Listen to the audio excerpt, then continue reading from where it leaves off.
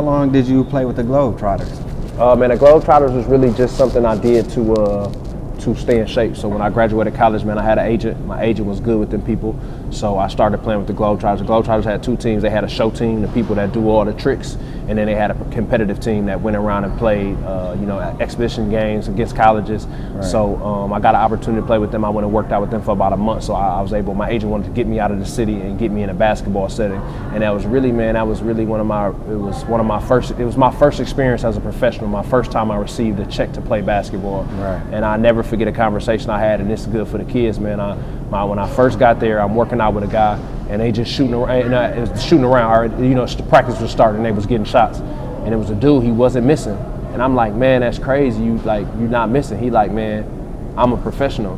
This is what I get paid to do. If I don't make shots, I get fired.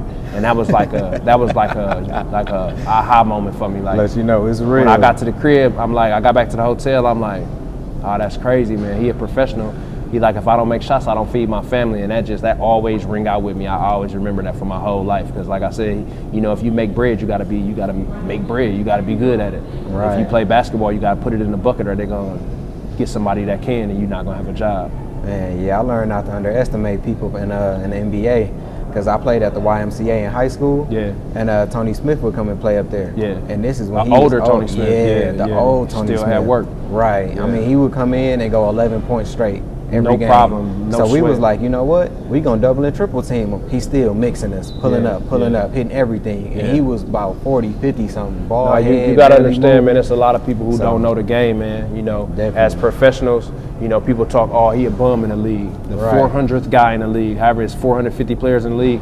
The 450th guy will give anybody work.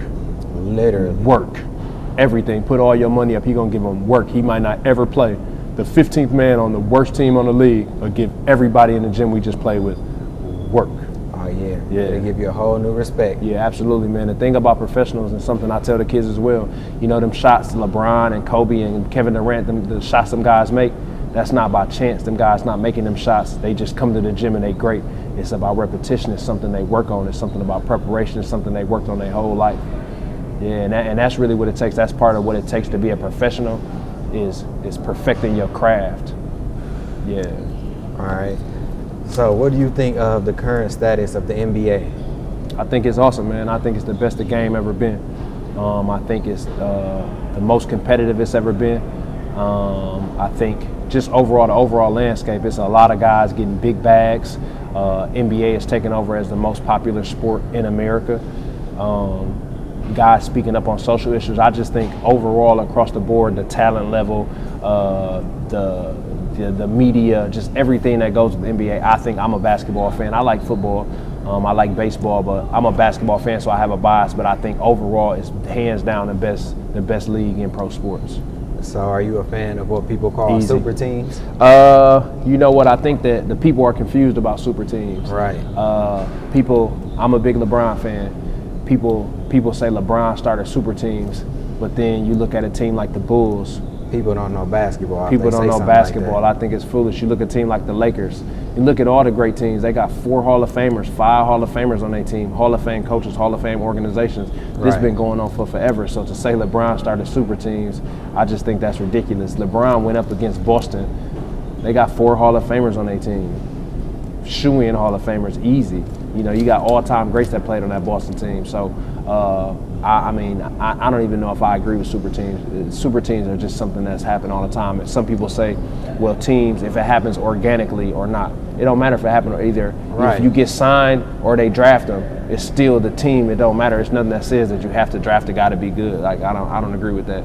And something else, they say Bron started a super team. A super team is Golden State. A super team is the best team ever in history. Golden State is the greatest team statistically in the history of basketball. 73-9. They beat Mike record. And then they added the second best player in the league. That's overkill. That was the Bron buster. They did that because Bron beat the best team ever in the history of the game. So they said, you know what, we're going to add another piece. We already had the best team ever. We got smacked by Bron. We lost to Bron, one man. As a competitor, how do you feel about KD joining the Warriors? I think it's the worst move in sports history. I want to look at the camera and say that it's the weakest move in sports history. As a man, I think that in all of sports, history, in the history of sporting, they had Golden State down 3-1. I'm a super fan. I'm pure. I'm in front of the TV with 2 TVs going. I'm watching the games. They were up against Golden State 3-1. His team, he played with Russell Westbrook. He's an MVP. His team was good enough to beat Golden State. They wet the bed.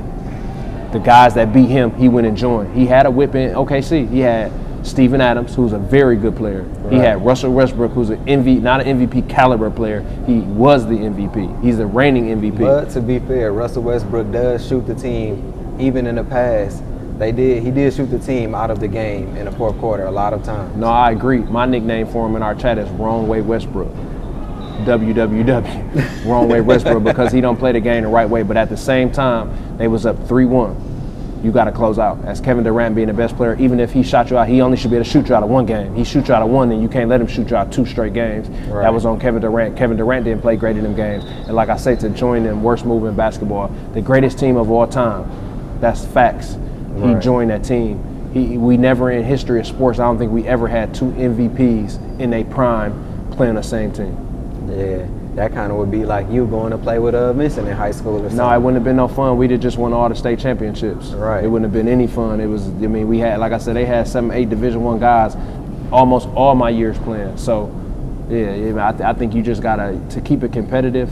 You know, like I think Bron should stay in Cleveland now that he done got some young boys to play with him. Right. But, you know, now I would agree that Golden State is a super team, because if you don't have a whip playing against Golden State, they're going to embarrass you in front of your wife. They're going to beat you by 46 points.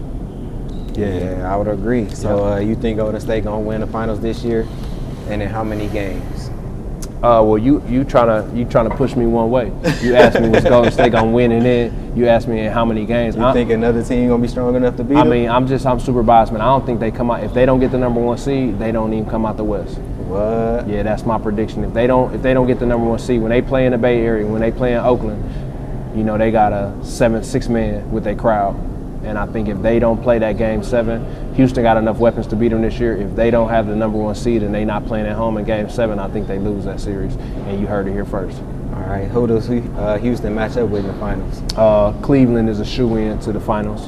Bron been to the finals the last 7 years, if I'm not mistaken. He just walked to the finals. There's nobody in the East that can stop him. Boston not strong enough. Toronto not strong enough. It's a wrap. We're going to the finals. We'll be in the finals. We'll see whoever come out the West, and I think Houston comes out. I mean, obviously Golden State has a phenomenal chance, but I think, you know, Houston is built to beat these teams, to beat Golden State. That's why they built the team. They added some defenders. They got the MVP this year. They added CP3, who's awesome in that system. They got Clint Capella. They got PJ Tucker. They got Luke Richard Bahamute. They have Eric Gordon. They got some players down there, and then they just added the kid at the Bucks drop. I forget the Gerald Green. So they got players. They got Nene Hilario. They got players. Yeah, they've been looking good recently. Yeah, they've been kicking butt. Yeah, and every year the Cavaliers start off a little bit slow, but it's like come playoff time, they're a whole different team. And I just don't see nobody matching up with them come playoff time. Yeah, I think honestly, man, I'm a big fan of LeBron, but I think honestly, even if I wasn't a fan of LeBron, I think he's the best player in the game. I think when you look at, I'm not going to give you the greatest player ever yet, but I think when you judge the game, everybody judges the game on Mike Killer Instinct. But basketball is not just about killer instinct.